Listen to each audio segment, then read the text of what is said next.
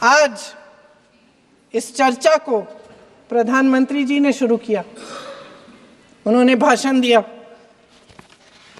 और इसको कहने में कोई झिझक नहीं है कि भाषण अच्छा देते हैं, थोड़ा सा लंबा, लेकिन भाषण अच्छा देते हैं।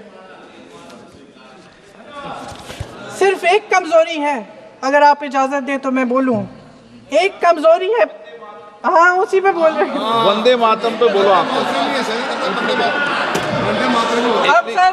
अब सर मैंने तारीफ कर ली, तो थोड़ा और विषय वंदे मातरम का है तो हम वंदे मातरम पर ही रखें, ठीक रहेगा। सर ये वंदे मातरम पे ही है। सर आपने प्रधानमंत्री जी को सुना था, अब तो शुरू नहीं हुए। सर भाषण बहुत अच्छा देते हैं, लेकिन तथ्यों के मामले में कमजोर पड़ जाते हैं, बहुत कमजोर। इसमें भी एक कला होती है कि तथ्यों को किस तरह से जनता के सामने रखा जाए। मैं तो नई हूं, जनता की प्रतिनिधि हूं, कलाकार तो नहीं हूं। इसीलिए मैं भी सदन के सामने कुछ तथ्य रखना चाहती हूं, लेकिन सिर्फ तथ्य के रूप में रखना चाहती हूं।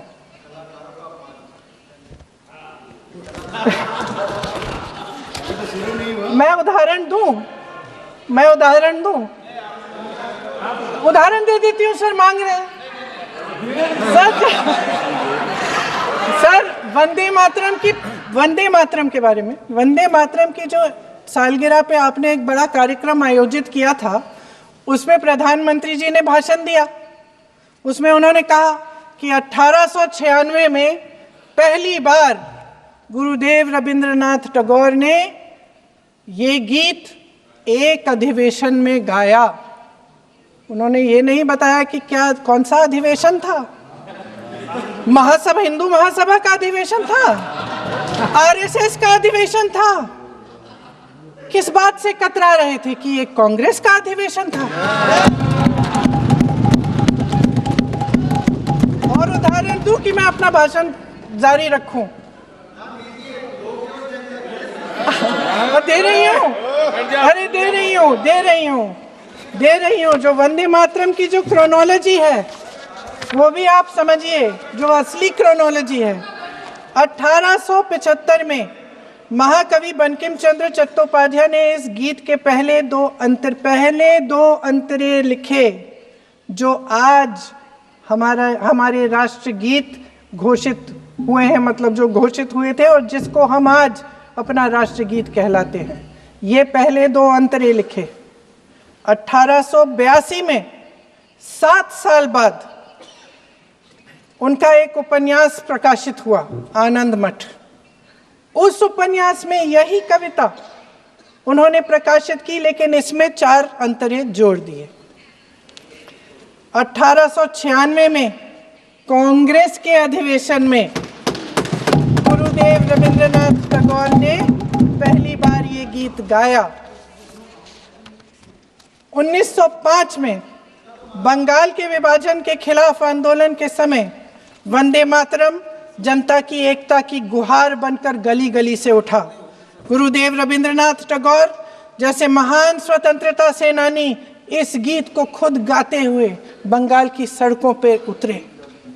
विद्यार्थियों से लेकर किसानों तक, व्यापारियों से लेकर वकीलों तक, हर कोई ये गीत गाने लगा। इस गीत की शक्ति को समझिए।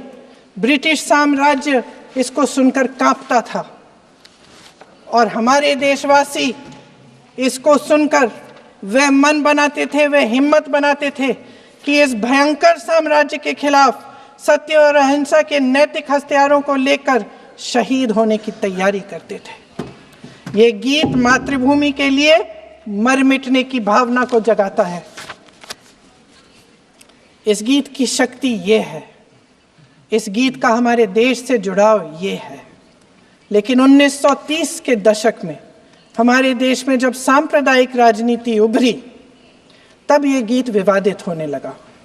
1937 में, अब ये मैं दूसरा उदाहरण देने वाली हूँ, क्योंकि प्रधानमंत्री जी ने अपने भाषण में इसका उल्लेख किया और गलत किया, इसीलिए मैं इसके जो सच्चे जो तथ्य हैं वो आपके सामने रख रही हूँ।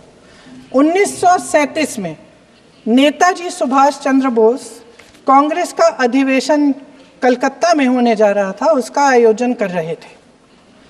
तो जो मोदी जी ने पत्र सुनाया सदन में 20 अक्टूबर का और कहा कि जवाहरलाल नेहरू जी ने नेताजी को ये चिट्ठी लिखी और ये कहा कि इस पर चर्चा होनी चाहिए, उससे पहले 3 दिन पहले नेताजी सुभाष चंद्र बोस ने पंडित जवाहरलाल नेहरू को एक चिट्ठी लिखी थी, जिसका जिक्र आपके प्रधानमंत्री ने नहीं किया। और इस चिट्ठी में सुन लीजिएगा,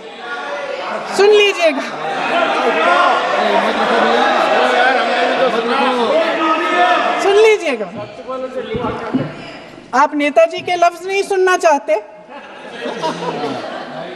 बंगाल का चुनाव आ रहा है।